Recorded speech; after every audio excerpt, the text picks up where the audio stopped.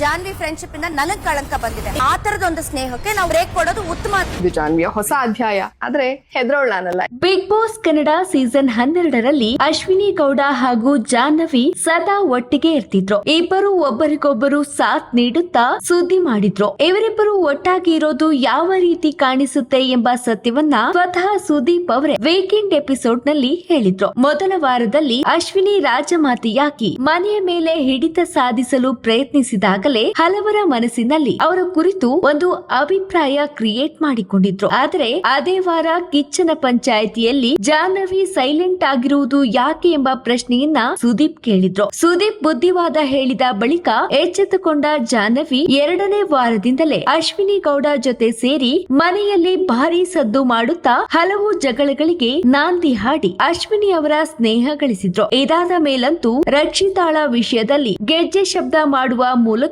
Funny content create ಮಾಡಿ ತಮ್ಮ ಬೇಳೆ ಬೇಯಿಸಿಕೊಳ್ಳಲು ಹೋಗಿ ಅದು ಅತಿರೇಕವಾಗಿ ರಕ್ಷಿತಾಳ ವ್ಯಕ್ತಿತ್ವವನ್ನ ಕುಗ್ಗಿಸುವಂತ ಮಾತುಗಳನ್ನ ಆಡುವುದಲ್ಲದೆ ಮನೆಯವರಲ್ಲಿ ಭಯ ಹುಟ್ಟಿಸಿ ನಿದ್ದೆಗೆಡುವಂತೆ ಮಾಡಿದ್ರು ಜಾಹ್ನವಿ ಹಾಗೂ ಅಶ್ವಿನಿ. ಆದ್ರೆ ವಾರದ ಕೊನೆಯ ಪಂಚಾಯಿತಿಯಲ್ಲಿ ಕಿಚ್ಚ ಸುದೀಪ್ ಇವರಿಬ್ಬರಿಗೂ ಸರಿಯಾಗಿ ಬೆಂಡೆತ್ತಿದ್ದ ಮೇಲೆ ಇವರಿಬ್ಬರ ನಿಜ ಬಣ್ಣ ಎಲ್ಲರ ಮುಂದೆ ಹೊರಬಿದ್ದಿತ್ತು. ಇದಾದ ಮೇಲೂ ಇವರಿಬ್ಬರ ಗೆಳೆತನ ಹಾಗೆಯೇ ಮುಂದುವರಿದಿತ್ತು. ದೊಡ್ಡ ಮನೆಯಲ್ಲಿ ಅಶ್ವಿನಿ ಗೌಡ ಸೌಂಡ್ ಇದ್ದೇ ಇರುತ್ತೆ. ಅದರ ಮಧ್ಯೆ ಜಾಹ್ನವಿ ಮಾತಲ್ಲೂ ಅಶ್ವಿನಿ ಇರ್ತಾರೆ. ಆ ರೀತಿಯ ದೋಸ್ತಿಯನ್ನೇ ಇವರಿಬ್ಬರು ಬೆಳೆಸಿಕೊಂಡಿದ್ದಾರೆ. ಆದರೆ ಇಷ್ಟು ದಿನ ಸ್ನೇಹಿತರಾಗಿ ಓಡಾಡಿಕೊಂಡಿದ್ದ ಜಾಹ್ನವಿ ಹಾಗೂ ಅಶ್ವಿನಿ ಗೌಡ ಮಧ್ಯೆ ದೊಡ್ಡ ಬೆಂಕಿ ಬಿದ್ದಿದೆ. ಬಿಗ್ ಬಾಸ್ ಮನೆಯಲ್ಲಿ ಇಬ್ಬರ ನಡುವೆ ಮಾತಿನ ಸಮರವೇ ನಡೆದಿದೆ. ಜಾಹ್ನವಿ ವಿರುದ್ಧ ಅಶ್ವಿನಿ ಗೌಡ ರೋಷಾವೇಶದಿಂದಲೇ ಮಾತನಾಡಿದ್ದಾರೆ. ದೋಸ್ತಿ ಹೆಸರಲ್ಲಿ ನನಗೆ ಬಾವಿ ತೋಡ್ತಿದ್ದಾರೆ ಅನಿಸ್ತಿದೆ. ಆ ರೀತಿಯ ದೋಸ್ತಿಯೇ ಬೇಡ ಅಂತಲೇ ಅಶ್ವಿನಿ ಹೇಳಿದ್ದಾರೆ.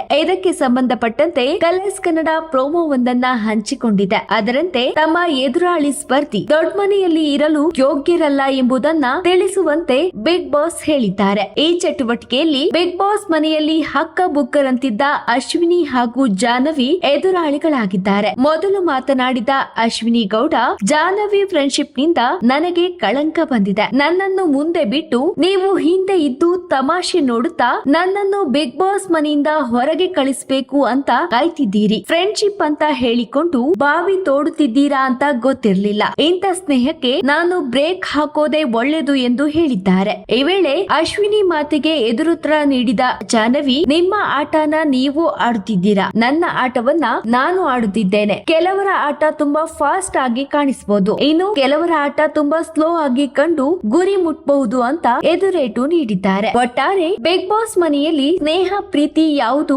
ಕೆಲಸಕ್ಕೆ ಬರಲ್ಲ ಎಂಬುದು ಇದರಿಂದ ಸ್ಪಷ್ಟವಾಗಿ ತಿಳಿಯುತ್ತೆ. ಬಿಗ್ ಬಾಸ್ ಆರಂಭದಿಂದಲೂ ಅಶ್ವಿನಿ ಗೌಡ ಹಿಂದೆ ಸುತ್ತುತ್ತಿದ್ದ ಜಾಹ್ನವಿ ಈಗ ದೂರವಾಗಿದ್ದಾರೆ. ಒಬ್ಬರಿಗೊಬ್ಬರು ಸ್ಟ್ಯಾಂಡ್ ತೆಗೆದುಕೊಳ್ಳುತ್ತಿದ್ದ ಗೆಳೆತನ ಈಗ ಹಗೆತನಕ್ಕೆ ಬಂದು ನಿಂತಿದೆ. ಇವರಿಬ್ಬರ ಮಾತಿನ ಚಕಮಕಿ ನೋಡಿ ವೀಕ್ಷಕರೇ ಶಾಕ್ ಆಗಿದ್ದಾರೆ. ಟಾಸ್ಕ್ ಆಗಿ ಇವರಿಬ್ಬರು ಜಗಳ ಆಡಿರುವ ಸಾಧ್ಯತೆ ಹೆಚ್ಚಿದ್ದು, ಇಷ್ಟೆಲ್ಲ ಮಾತನಾಡಿದ್ದಕ್ಕೆ ಕೊನೆಯಲ್ಲಿ ಅಶ್ವಿನಿ ಗೌಡ ಕಣ್ಣೀರು ಹಾಕಿರುವ ಹಾಗೆ ಕಾಣಿಸ್ತಿದೆ. ಒಟ್ಟಾರೆ ಬಿಗ್ ಬಾಸ್ 5ನೇ ವಾರಕ್ಕೆ ಕಾಲಿಟ್ಟಿದ್ದು ಇದೀಗ ಅಸಲಿ ಆಟ ಶುರುವಾದಂತಿದೆ. ಕಿಚ್ಚ ಸುದೀಪ್ ವೀಕೆಂಡ್ ನಲ್ಲಿ ಬಂದು ಹೋದ ನಂತರ ಸ್ಪರ್ಧಿಗಳು ಸಂಬಂಧವನ್ನ ಬಿಟ್ಟು ವೈಯಕ್ತಿಕ ಆಟಕ್ಕೆ ಒತ್ತು ಕೊಟ್ಟಂತೆ ಕಾಣಿಸ್ತಿದೆ. ಇದಕ್ಕೆ ಸಾಕ್ಷಿ ಎಂಬಂತೆ ಇಂದಿನ ಸಂಚಿಕೆಯಲ್ಲಿ ಮಹತ್ವದ ಘಟನೆಯೊಂದು ನಡೆದಿದೆ. ಇದಕ್ಕಾಗಿ ದೊಡ್ಡ ಮನೆಯ ಸದಸ್ಯರು ರೆಟ್ರೋ ಲುಕ್ ನಲ್ಲಿ ಕಾಣಿಸಿಕೊಂಡಿದ್ದಾರೆ. ಇದಿಷ್ಟು ಇಂದಿನ ವಿಡಿಯೋ. ಮುಂದಿನ ವಿಡಿಯೋದಲ್ಲಿ ಮತ್ತಷ್ಟು ಇಂಟ್ರೆಸ್ಟಿಂಗ್ ವಿಷಯಗಳೊಂದಿಗೆ ಸಿಗೋಣ. ನಮಸ್ಕಾರ.